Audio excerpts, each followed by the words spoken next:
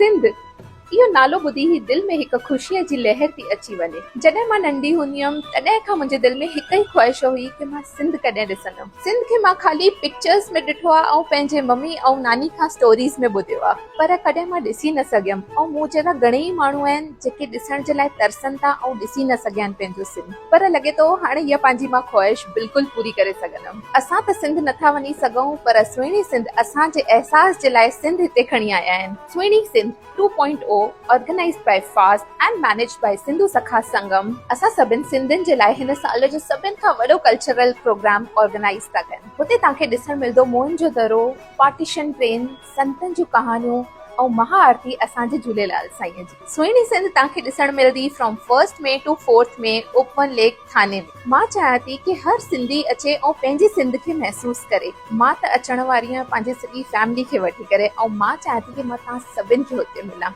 Jay Jhulelal.